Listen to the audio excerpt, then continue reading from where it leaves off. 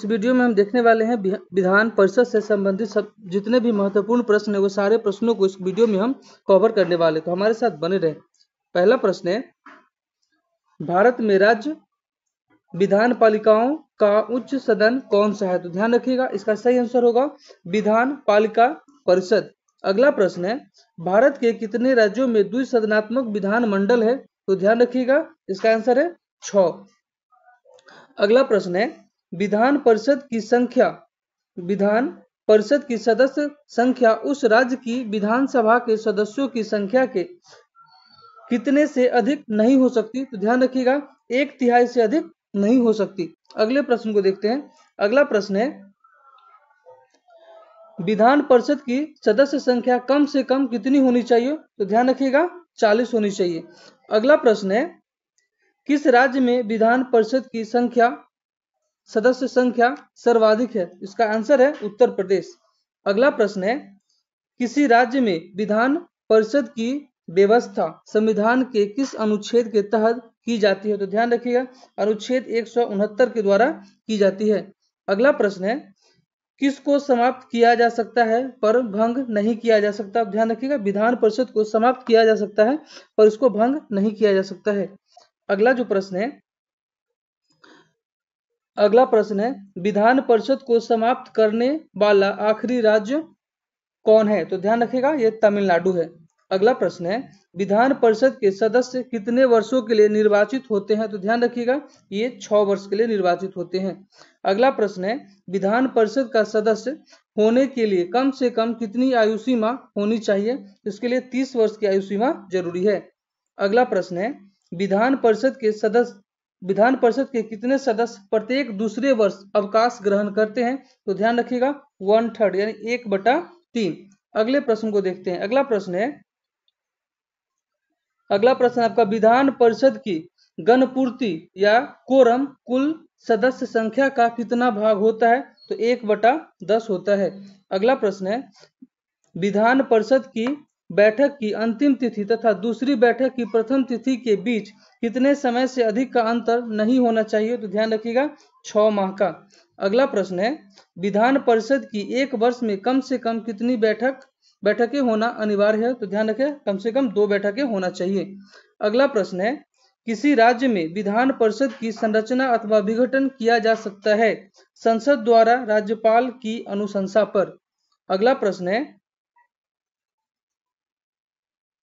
राज्य विधान परिषद के निर्वाचन क्षेत्रों का परिसीमन किसके द्वारा किया जाता है? तो ध्यान रखिएगा, ये परिसीमन आयोग के द्वारा किया जाता है। अगला प्रश्न है, राज्य के विधान परिषद के कितने सदस्य विधानसभा द्वारा चुने जाते हैं? तो 1/3।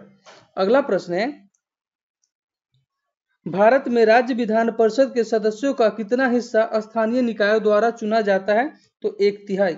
अगले प्रश्न को देखते हैं।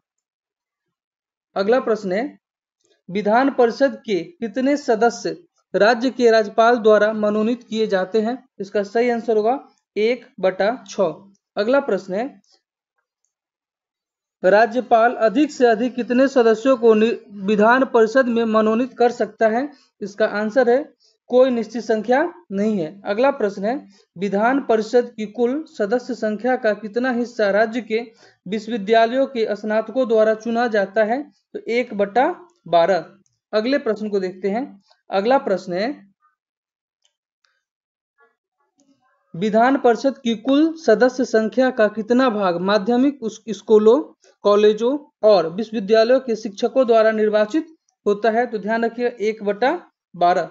अगला प्रश्न है, यदि किसी राज्य विधान परिषद का सभापति अपने पद से त्यागपत्र देना चाहे तो वह अपना त्यागपत्र किसको देगा? तो ध्यान रखिएगा, उपसभापति को देगा। अगला प्रश्न है, यदि 14 दिन के अंदर विधान परिषद वित्त विधेयक को नहीं लौटाती है तब वह क्या माना जाएगा? तब उसको माना जाए दोनों सदनों द्वारा पारित माना जाएगा। अगले प्रश्न को देखते हैं। अगला प्रश्न है, किसी साधारण विधेयक को विधान परिषद अधिक से अधिक कितने दिनों तक रोक कर रख सकती है? इसका ध्यान रखिए, 4 माह से अधिक समय तक रोक कर नहीं रखा जा सकता है। अगला जो प्रश्न है, विधान संविधान के प्रावधानों के अनुसार किसको समाप्त किया जा सकता है? तो विधान परिषद को समाप्त किया जा सकता है।